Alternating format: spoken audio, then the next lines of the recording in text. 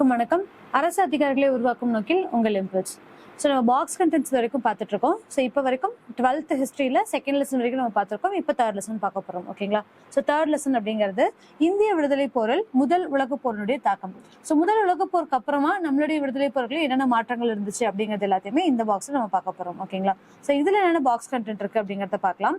So first one, தன்னாட்சி. தன்னாட்சி அப்படிங்கறத என்ன வரையறுக்கிறாங்க அப்படின்னு சொல்லி பார்த்தோம்னா, மத்திய அல்லது பிரதேச அரசிடமிருந்து அதனை சார்ந்த அரசியல் பகுதிகளுக்கு அங்கு வாழும் மக்கள் அதற்கு அரசியல் ரீதியாக விசுவாசமாக இருப்பார்கள். ஸோ என்ன அப்படின்னா அவங்களுக்கான ஒரு ஆட்சி. ஸோ அந்த அரசுக்கு அவங்க விசுவாசமா இருப்பாங்க அப்படிங்கறது இங்க கொடுத்திருக்காங்க. அப்படிங்கக்கூடிய நிபந்தனையுடன் வழங்கப்படும் ஆட்சி தான் வந்து தன்னாட்சி அதிகாரத்தை குறிக்கிறது. பழங்கால ரோமானிய அரசிலும் நவீன ஆங்கிலேய அரசிலும் இது பொதுப்படையான அம்சமாக இருந்தது.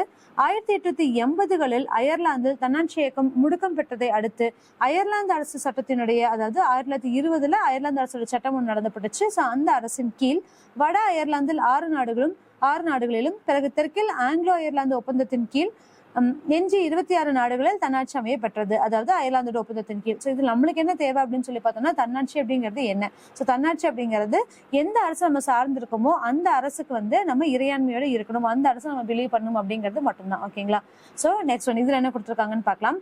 பிரிட்டிஷ் அரசின் கீழ் இந்தியா தன்னாட்சி பெறுவது அல்லது கனடா, ஆஸ்திரேலியா ஆகியவற்றின் வழியில் தன்னாட்சி பகுதி தகுதியை பெறுவது ஆகியவற்றுக்காக பிரிட்டிஷ் நாடாளுமன்ற உறுப்பினர்களுடைய ஆதரவை கோருவதற்காக இந்திய காமன் லீக் என்ற தன்னாட்சி இயக்கம் பெயர் மாற்றம் செய்யப்பட்டது. ஸோ இதுதான் வந்து ரொம்ப இம்பார்ட்டன்ட். முதல்ல தன்னாட்சி இயக்கம் அப்படிங்கிறத நம்ம ஆரம்பிச்சிருப்போம். அதுக்கப்புறம் அது இந்தியன் காமன் லீக் அப்படின்னு சொல்லி மாறி இருக்கும். அது எதனால அப்படின்னு சொல்லி பார்த்தோம்னா, பிரிட்டிஷன் கீழே இந்தியா வந்து தன்னாட்சி பெறதையோ அப்படி இல்லாட்டி கனடா அல்லது பிரிட்டன் கீழே ஆஸ்திரேலியா கீழே தன்னாட்சி பெறதையோ வந்து நம்ம வலியுறுத்துவதற்காக, அவங்களுடைய ஆதரவு கேட்பதற்காக இந்தியன் காமன்வெல்த் லீக் அப்படிங்கக்கூடிய பெயர் மாற்றம் செய்யப்பட்டாங்க. இந்தியன் லீக் அப்படிங்கிறது 1929 இந்திய லீக் வி.கே. கிருஷ்ணமேனன் மாற்றம் செய்தார். அதாவது இந்தியன் காமன் லீக் அப்படிங்கிறத இந்திய லீக் அப்படின்னு சொல்லிட்டு வி.கே. கிருஷ்ணமேனன் மாற்றம் செய்தார் அப்படிங்கிறத இந்த பாக்ஸ்ல கொடுத்துருக்காங்க. ஓகேங்களா? ஸோ நெக்ஸ்ட் கண்டென்ட் என்னன்னு பார்க்கலாம். ஸோ இதுல என்ன கொடுத்துருக்காங்க அப்படின்னு சொல்லி பார்த்தோம்னா, சோஹன் சிங் பக்னாவை தலைவராக கொண்டு பசிபிக் பிரதேச ஹிந்துஸ்தான் அமைப்பை, ஸோ எது அப்படின்னு சொல்லி பார்த்தோம்னா பசிபிக் பிரதேச இந்துஸ்தான் அமைப்பை சான் பிரான்சிஸ்கோவில் வசித்து வந்த லாலா ஹர்தயால், ஸோ இவங்களுக்கு கீழே லாலா ஹர்தயால் 1913 நிறுவினார். ஸோ இவர் தான் வந்து இவருடைய முக்கியமான விஷயங்கள் என்ன அப்படின்னு சொல்லி பார்க்கலாம். ஓகேங்களா? இந்த அமைப்பு கதார் கட்சி என்று அழைக்கப்பட்டது. ஸோ இவங்களுடைய கொஸ்டின் ரிப்பீட்டடா வந்திருக்கு. கதார் கட்சி யாரால் உருவாக்கப்பட்டது அப்படின்னு சொல்லி கேட்டோம்னா லாலா ஹர்தயால். உருது மொழியில் கதார் என்றால் கிளர்ச்சி என்று பொருள். ஓகேங்களா? நெக்ஸ்ட் ஒன், அமெரிக்கா மற்றும் கனடாவில் குடியேறிய சீக்கியர்களே பெரும்பாலும் இந்த கட்சியில் இடம்பெற்றிருந்தனர்.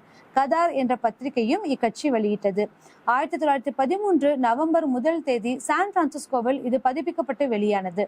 பின்னர் உருது, பஞ்சாபி, இந்தி மற்றும் இதர மொழிகளும் அது வெளியானது. ஓகேங்களா? ஸோ இது வரைக்கும் இங்க கொடுத்துருக்கக்கூடிய கதார் கட்சியை பத்தி என்ன அப்படிங்கறத சொல்லியிருக்காங்க.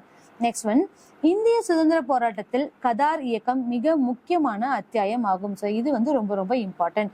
எதனால அப்படின்னா, இங்க இருக்கக்கூடிய ஒரு கப்பல்ல இருந்து வந்தவங்களை பத்தி நம்ம இங்க சொல்லியிருக்கோம். என்ன அப்படின்னா கோமகட மரு. ஓகேங்களா? ஸோ இது வந்து நம்ம கோமட்கரு அப்படின்னு சொல்லுவோம். ஸோ கோமகட மரு அப்படிங்கக்கூடிய பெயரிடப்பட்ட கப்பல்ல இந்தியாவிலிருந்து குடியேறியவர்களுடன் கனடாவிலிருந்து திரும்பியது. ஓகேங்களா? ஸோ அங்கிருந்து இங்க திரும்பி வந்திருக்காங்க. அப்போ இந்தியா திரும்பியவுடன் பிரிட்டிஷ் போலீசாருடன் ஏற்பட்ட மோதலில் அந்த கப்பலில் இருந்த பல பயணிகள் கொல்லப்பட்டனர் அல்லது கைது செய்யப்பட்டனர். இந்த நிகழ்வு இந்திய தேசிய இயக்கத்திற்கு ஆழமான வடுவை ஏற்படுத்தியது.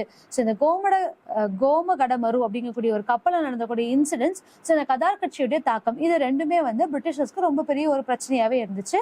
ஸோ அங்கிருந்து இங்க திருப்பி இடம்பெயர்ந்து வந்தவங்களை பத்தி இந்த பாக்ஸ்ல கொடுத்துருக்காங்க. ஓகேங்களா? ஸோ அவங்கள பிரிட்டிஷ் இந்தியாவில் வந்து நம்ம என்ன மாதிரியான பிரச்சனைகள் ஃபேஸ் பண்ணாங்க அப்படிங்கறது இதுல கொடுத்துருக்காங்க. ஓகேங்களா? ஸோ நெக்ஸ்ட் ஒன், ஸோ இந்த பாக்ஸ் என்ன கொடுத்துருக்காங்கன்னு பார்க்கலாம்.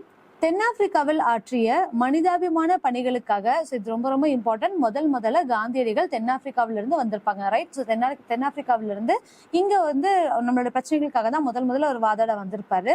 அப்போ அவருக்கு சில பட்டங்கள் கொடுத்திருப்பாங்க. அந்த பட்டங்கள் எதுக்காக எங்க கொடுக்கப்பட்டது அப்படிங்கிறது இந்த பாக்ஸ்ல கொடுத்திருக்காங்க. ஓகேங்களா? ஸோ தென்னாப்பிரிக்காவில் ஆற்றிய மனிதாபிமான பணிகளுக்காக காந்தியடிகளுக்கு கெய்சர் இ ஹிந்த் அப்படிங்கக்கூடிய தங்கப்பதக்கம் வழங்கி சிறப்பிக்கப்பட்டுச்சு. ஸோ இது எதுக்காக அப்படின்னு சொல்லி பார்த்தோம்னா, அங்க இருக்கவங்களை வந்து அந்த ஒரு ஆம்புலன்ஸ் சர்வீஸ், அதுக்காக வந்து இவர் சிறப்பாக செயல்பட்டிருப்பாரு அப்படிங்கக்கூடிய நிறைய விஷயங்களுக்காகவும் இவருக்கு வந்து கொடுக்கப்பட்டிருப்பாங்க. ஓகேங்களா, இந்த கேசரி ஹிந்த் அப்படிங்கக்கூடிய பட்டத்தை தான் வந்து நம்ம சட்டமறுப்பு இயக்கத்தின் போதும் இல்லைன்னா நம்ம அந்த ரவுலட் சட்டம் வைக்கும் போதும் அவங்களுடைய பதவிகளையும் பட்டங்களையும் திருப்பி துரத்தல் அப்படிங்கக்கூடிய ஒரு கோட்பாடை கொண்டு வந்திருப்பாங்க. அப்போ ரவீந்திரநாத் டாகூர் அப்படிங்கிறவர் அவர் வாங்கக்கூடிய பட்டம், அதாவது நைட்ஹுட் அப்படிங்கக்கூடிய பட்டத்தை திருப்பி கொடுத்திருப்பாரு. கேசரி ஹிந்த் அப்படிங்கிற காந்தியடிகள் திருப்பி கொடுத்திருப்பாங்க. இந்த மாதிரி பிரிட்டிஷர்ஸ் வழங்கின பட்டங்களையும் சட்டமறுப்பு இயக்கத்துக்காகவும் இவங்க வந்து யூஸ் பண்ணியிருப்பாங்க. ஓகேங்களா, ஸோ கேசரி ஹிந்த் தங்கப்பதக்கம் வழங்கி சிறப்பிக்கப்பட்டது. 1906 ஆம்புலன்ஸ் படையில் இந்திய ஆர்வலர்களுடைய ஒரு அதிகாரியாக செயல்பட்ட அவரது சேவைகளை பாராட்டி ஜூலு போர் வெள்ளிப்பதக்கம் காந்தியடிகளுக்கு வழங்கப்பட்டது. ஸோ இதுவுமே ரொம்ப ரொம்ப இம்பார்ட்டன்ட். ஜூலு போர் வெள்ளிப்பதக்கம் அப்படின்னு சொல்றது இது எதுக்காக அப்படின்னா ஆம்புலன்ஸ் சர்வீஸ்க்காக. ஓகேங்களா, நெக்ஸ்ட் ஒன் 1899 1900 போயர் போரின் போது தூக்குப்படுக்கை, அதாவது ஸ்ட்ரெச்சர்ஸ் எடுக்கிறாங்களா. ஓகேங்களா, ஸோ தூக்குப்படுக்கை கொண்டு செல்வோர் படையில் இந்திய ஆர்வலர்களினுடைய துணை கண்காணிப்பாளராக சேவை புரிந்தமைக்கு போயர் போர் வெள்ளிப்பதக்கம் கொடுக்கப்பட்டுச்சு. ஸோ அடுத்தது என்ன அப்படின்னா போயர் போர் வெள்ளிப்பதக்கம். ஸோ இது வரைக்கும் 3 பதக்கங்கள் கொடுத்திருக்காங்க. நெக்ஸ்ட் ஒன் கிலாபத் இயக்கத்தின் தொடர்பில் ஒத்துழையாமை இயக்கத்தை காந்தியடிகள் தொடங்கிய போது அனைத்து பதக்கங்களையும் திரும்ப ஒப்படைத்த அவர் இவ்வாறு தெரிவித்தார். ஸோ இது வந்து திருப்பி என்ன எப்போ ஒப்படைச்சிருக்காரு அப்படின்னு சொல்லி பார்த்தோம்னா கிலாபத் இயக்கத்தின் அப்போ. ஓகேங்களா, ஸோ கிலாபத் இயக்கத்துல வந்து அவங்க திருப்பி கொடுத்துட்டாங்க. அப்ப என்ன சொல்லியிருந்தாரு அப்படின்னா கடந்த 1 மாத காலமாக நடந்த நிகழ்வுகளை பார்க்கும்போது கிலாபத் இயக்க விஷயத்தில் ஏகாதிபத்திய அரசு நேர்மையற்ற நியாயமற்ற வகையிலும் மற்றும் கிரிமினல் போலவும் நடந்து கொண்டதுடன் தங்கள் நேர்மையற்ற தன்மையை பாதுகாக்க தவறுக்கு மேல் தவறு செய்தன. இத்தகைய அரசு மீதான மதிப்பையோ அல்லது அன்பையோ என்னால் இருப்பு வைக்க இயலவில்லை அப்படின்னு சொல்லிட்டு இந்த பதக்கங்கள் எல்லாத்தையும் திருப்பி அவங்களுக்கு கொடுத்துருக்காங்க அப்படிங்கறது இதுல சொல்றாங்க. ஓகேங்களா, ஸோ நெக்ஸ்ட் ஒன் ஸோ இதோட இந்த கண்டென்ட்ல இருக்கக்கூடிய இந்த லெசன்ல இருக்கக்கூடிய பாக்ஸ் கண்டென்ட்ஸ் எல்லாமே நம்ம பார்த்துட்டோம். ஓகேங்களா, ஸோ நெக்ஸ்ட் கண்டென்ட் பார்க்கலாம். நெக்ஸ்ட் லெசன் என்ன அப்படின்னா காந்தியடிகள் தேசிய தலைவராக உருவெடுத்து மக்களை ஒன்றிணைத்தல். இதுவும் ரொம்ப ரொம்ப இம்பார்ட்டன்ட் லெசன். இதுல இருந்து கொஸ்டின்ஸ் இல்லாமல் இருக்கவே இருக்காது. ஓகேங்களா, ஸோ இது வந்து INM-லயும் கேட்பாங்க அண்ட் யூனிட் 8லயும் நம்மளுக்கு இது சம்பந்தமா கொஸ்டின்ஸ் வரும். ஓகேங்களா, ஸோ இதில் இருக்கக்கூடிய பாக்ஸ் கண்டென்ட்ஸ் என்னன்னு பார்க்கலாம். இந்த லெசனே ரொம்ப இம்பார்ட்டன்ட். பாக்ஸ் கண்டென்ட்ஸ் அப்படிங்கிறது ரொம்ப கம்மியாக தான் இருக்கும். ஓகேங்களா, ஸோ இதுல என்ன கொடுத்துருக்காங்க அப்படின்னா பல்வேறு சாதி பிரதேசங்கள் மதங்கள் ஆகியவற்றை சேர்ந்த இந்தியர்களுக்கு நலப்பணிகளில் பயிற்சி வழங்க இந்திய பணியாளர் சங்கத்தை, ஸோ இது ரொம்ப ரொம்ப இம்பார்ட்டன்ட், யார் வந்து இந்திய பணியாளர் சங்கத்தை உருவாக்குனாங்க அப்படிங்கக்கூடிய கொஸ்டினும் வரும். ஓகேங்களா, ஸோ யார் அப்படின்னா கோபாலகிருஷ்ண கோகலே. ஸோ எப்போ அப்படின்னு சொல்லி பார்த்தோம்னா 1905 1905 கோபாலகிருஷ்ண கோகலே அவர்களால் இந்திய பணியாளர் சங்கம் உருவாக்கப்பட்டது. ஓகேங்களா, நிறுவினார். பின்தங்கிய ஊரக மற்றும் பழங்குடியின மக்களினுடைய மேம்பாட்டுக்காக தன்னை அர்ப்பணித்துக் கொண்ட நாட்டின் முதலாவது மதச்சார்பற்ற அமைப்பு இதுவாகும். நிவாரண பணி, கல்வி அறிவூட்டல் மற்றும் இதர சமூக கடமைகளில் உறுப்பினர்கள் தங்களை ஈடுபடுத்திக் கொண்டனர். 5 ஆண்டு காலத்துக்கு பயிற்சி பெற வேண்டிய உறுப்பினர்கள் குறைவான சம்பளத்துக்கு பணியாற்ற ஒப்புக்கொள்ள வேண்டும்.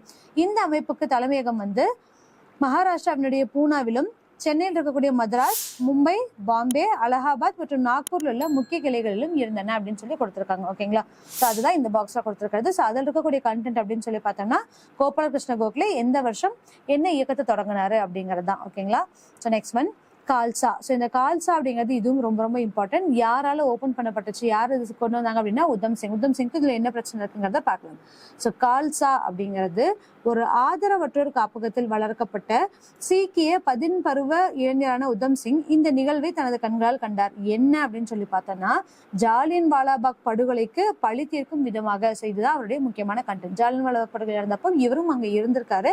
இவர் அதுல தப்பே வந்த ஒரு மனிதர். ஓகேங்களா, ஜாலியன் வாலாபாக் படுகொலைக்கு பழி தீர்க்கும் விதமாக 1940 மார்ச் 30 லண்டன் காக்ஸ்டன் அரங்கில் மைக்கேல் ஓ டயரை உத்தம் சிங் படுகொலை செய்தார். ஸோ இப்போ எப்போ இவர் பார்த்திருக்காரு ஜாலியன் வாலாபாக் படுகொலை எப்போ அப்படின்னா 1990 நடந்தக்கூடிய ஒரு விஷயம். அதுக்கு இவர் எப்போ பழி வாங்கியிருக்காரு அப்படின்னு சொல்லி பார்த்தோம்னா 1940. அப்போ வந்து ஒரு குழந்தையா இருந்திருப்பாரு. ஸோ அவருடைய 15 வயதுல வந்து அதுக்காக பழி வாங்கியிருப்பாங்க அப்படிங்கறத நம்ம பார்க்க முடியும். ஓகேங்களா, மைக்கேல் ஓ டயரை உத்தம் சிங் படுகொலை செய்தார். லண்டனின் பென்டன் எல்விஸ் சிறையில உத்தம் சிங் தூக்கிலிடப்பட்டார். ஸோ அதுக்காக இவர் வந்து தூக்கிலிடப்பட்டிருப்பாங்க. ஸோ அது வந்து இவங்க கொடுத்துருக்கக்கூடிய ஒரு முக்கியமான அமைப்பு. ஸோ இந்த கால்சா அமைப்பு அப்படிங்கிறது என்ன, ஸோ இது யார் நடத்தியிருப்பாங்க அப்படிங்கறத கமெண்ட்ல ஆன்சர் பண்ணுங்க. ஓகேங்களா, ஸோ நெக்ஸ்ட் பாக்ஸ்ல என்ன இருக்கு அப்படிங்கறத பார்க்கலாம். ஸோ இதெல்லாம் வந்து என்னன்னா இந்திய தேசிய இயக்கம் எந்தெந்த இடத்துல தொடங்குச்சு, ஸோ எங்கெங்கெல்லாம் வந்து அவங்களுடைய பரப்புரைகள் செஞ்சாங்க, அவங்களுடைய கூட்டங்கள் எங்க கூட்டினாங்க, மாநாடுகள் எங்க நடந்துச்சு அப்படிங்கிறது எல்லாமே இந்த பாக்ஸ்ல கொடுத்துருக்காங்க. ஓகேங்களா? ஸோ இதுல என்ன சொல்லியிருக்காங்க அப்படின்னா விடுதலை போராட்டத்தில் மக்களை ஒன்றிணைத்தல். ஸோ என்னென்ன பிரச்சனைகள் நடந்துச்சு, எங்கெங்கெல்லாம் மக்களை ஒன்றிணைச்சிருப்பாங்க அப்படிங்கக்கூடியது எல்லாமே இதுல சொல்லியிருப்பாங்க. ஓகேங்களா? ஸோ இதெல்லாம் ரொம்ப இன்ட்ரெஸ்டிங்கா இருக்கும். நவகாளி அப்படிங்கக்கூடிய எதை சொல்லுவோம் அப்படின்னா, இந்தியா வந்து இண்டிபெண்டன்ஸ் ஆகும்போது 1947 ஆகஸ்ட் 15 அப்போ வந்து பார்த்தோம் அப்படின்னா நவகாளியில தான் வந்து காந்தி இருந்திருப்பாங்க அப்படிங்கறத நம்ம இதுல பார்ப்போம். ஓகேங்களா? இதெல்லாம் இந்த லெசன்ஸ்ல இருக்கக்கூடிய கண்டென்ட்ஸ். ஓகேங்களா? ஸோ இதோட இந்த லெசனோட பாக்ஸ் கண்டென்ட் முடியுது. ஸோ நெக்ஸ்ட் லெசனோட பாக்ஸ் கண்டென்ட்ஸ் எல்லாமே அடுத்த வீடியோல நம்ம பார்க்கலாம். ஓகேங்களா? தேங்க்யூ.